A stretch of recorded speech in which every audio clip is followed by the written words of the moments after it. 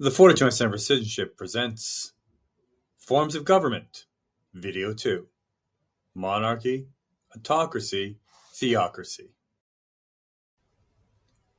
So, we want to form a new country and have to decide on a form of government, right? Well, don't forget, a form of government refers to a way in which a government is structured. In Video 1, you learned about direct democracy, a republic or representative democracy, and oligarchy. In this video, you'll learn about the other forms: monarchy, autocracy, and theocracy. First, let's review what each form of government offers. Then, you can help me make a decision.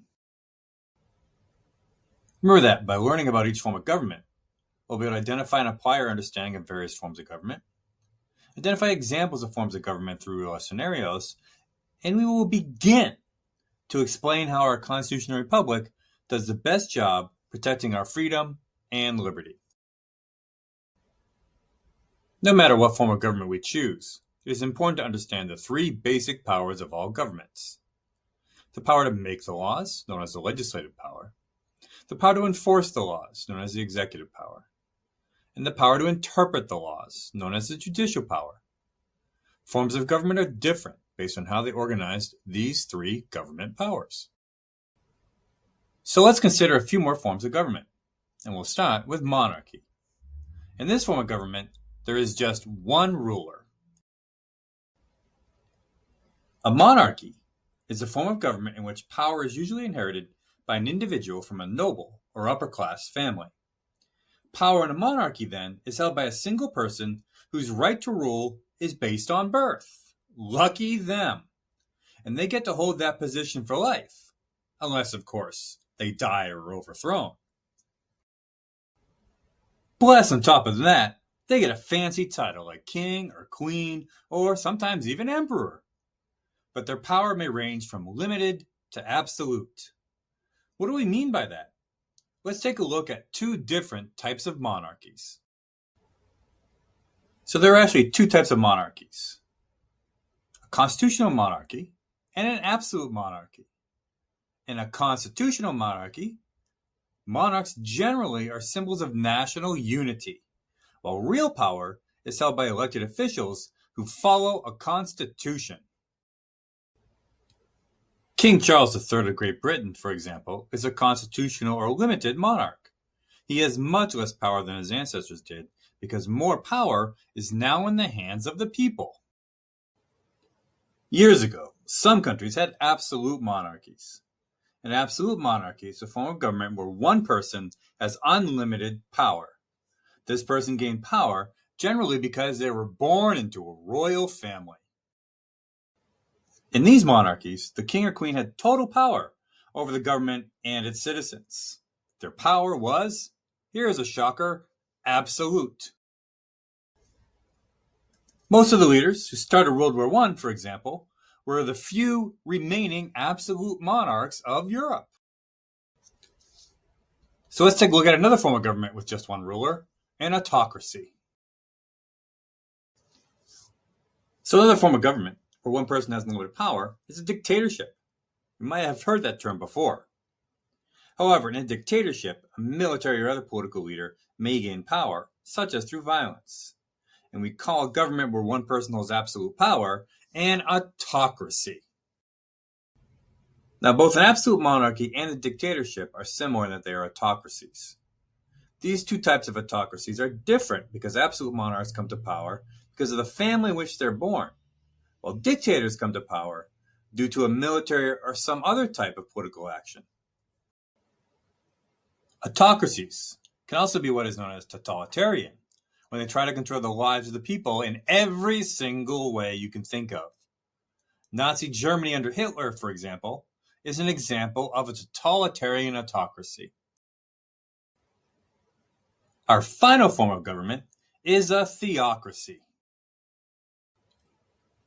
A theocracy, at its core, is a government that is supposed to be under the direction of God. Generally, this is a form of government where religious leaders are in charge. An example would be early Puritan Massachusetts, where Christian pastors and preachers primarily dictated decisions as leaders of the church. Ancient Israel, before the rule of Saul, was ruled by Jewish religious judges. In the present day, Iran is known as a theocratic republic, where Islamic religious leaders can override the decisions of elected leaders. And of course, Afghanistan under the Taliban is also a very extreme Islamic theocracy. Let's check in. Can you define monarchy, autocracy, and theocracy?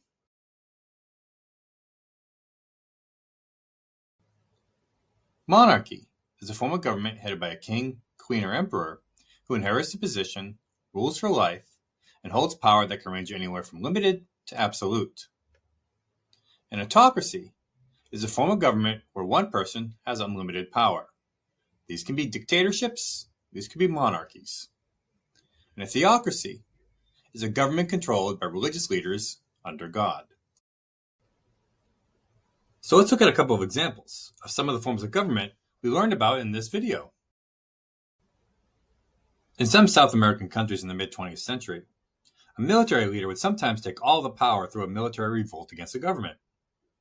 In France during the late 17th and early 18th centuries, Louis XIV declared he had all the power in the country because it was his right as king. What form of government is being described?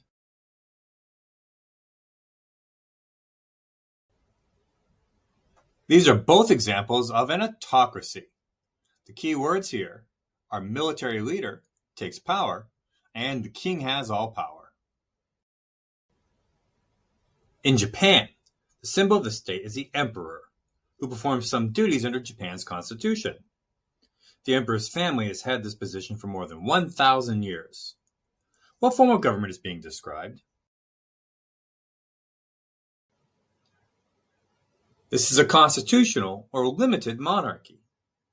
The keywords here are emperor, constitution, and family position. The country overthrows its corrupt government and rewrites its laws to reflect a religious holy book. Only leaders of the religion can make decisions. What form of government is being described here?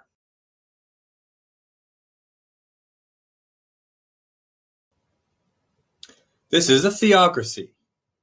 Our keywords here are the laws are religious, and religious leaders make the decisions.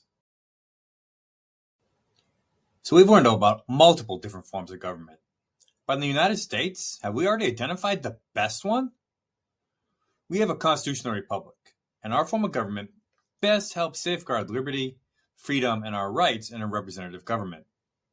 What distinguishes us from these other forms of government and authoritarian and totalitarian nations is our principles and our founding documents like the Declaration, the Constitution, and the Bill of Rights that ensure our freedoms, and you'll learn about them in the next video. Now be sure to watch the final video in the module to learn how our principles work in our constitutional republic. Thanks for watching. This video is produced by Fortitude Center for Citizenship at the Lou Fry Institute staff. Have a great day.